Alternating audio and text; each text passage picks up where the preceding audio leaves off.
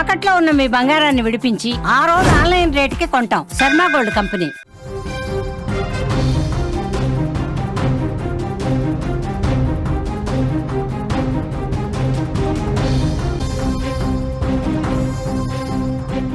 జార్ఖండ్లో మావోయిస్టులకు ఎదురుదెబ్బ తగిలిందని చెప్పుకోవచ్చు.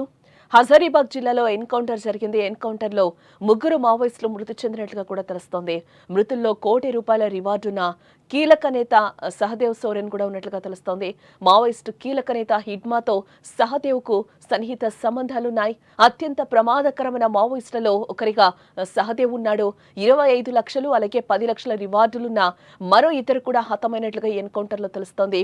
జార్ఖండ్లో మావోయిస్టులకు ఎదురుదెబ్బ పెద్దగా తగిలిందని చెప్పుకోవచ్చు.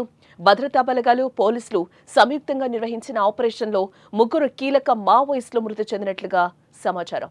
వీరిలో ₹1,00,00,000 రివార్డున్న అగ్రనేత సహదేవ్ సోరెన్ అలియాస్ ప్రవేశ్ కూడా ఉండటం గమనార్హం. ఈ ఘటనతో మావోయిస్టు ఉద్యమం తీవ్రంగా దెబ్బతిన్నట్లయింది అని కూడా ఇక్కడ చెప్పుకోవచ్చు.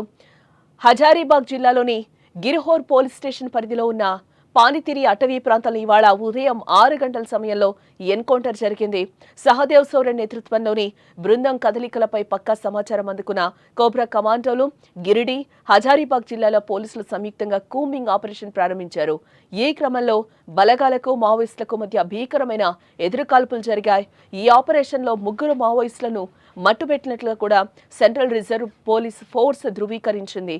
మృతులను సెంట్రల్ కమిటీ సభ్యుడైన సహదేవ్ సోరెన్ పై ₹1,00,00,000 రివార్డ్, స్పెషల్ ఏరియా కమిటీ సభ్యుడు రఘునాథ్ హేమ్రామ్ ఇతనిపై 25 లక్షల రివార్డ్, జోనల్ కమిటీ సభ్యుడు వీడ్ సేన్ గంజు ఇతనిపై 10 లక్షల రివార్డు ఉన్నట్లుగా కూడా గుర్తించారు. ఘటనా స్థలం నుంచి 3 AK-47 రైఫిళ్లను కూడా స్వాధీనం చేసుకున్నామని అధికారులు అంటున్నారు. ఈ కాల్పుల్లో భద్రతా సిబ్బందికి ఎలాంటి గాయాలు కాలేదని, ఆ ప్రాంతంలో ఇంకా గాలింపు చర్యలు కొనసాగుతున్నాయని కూడా వెల్లడించారు. ఇకపోతే జార్ఖండ్లో మావోయిస్టులకు వ్యతిరేకంగా చేపట్టిన ఆపరేషన్లలో భద్రతా బలగాలకు ఇది 2 రోజుల్లో రెండో పెద్ద విజయం అని చెప్పుకోవచ్చు. ఆదివారం నాడు కూడా పలామూ జిల్లాలో జరిగిన మరో ఎన్కౌంటర్లో 5 లక్షల రివార్డులన్న టీఎస్పీసీ మావోయిస్ట్ ముగ్దేవ్ యాదవ్ను హతమార్చిన విషయం కూడా మనకు తెలిసిందే.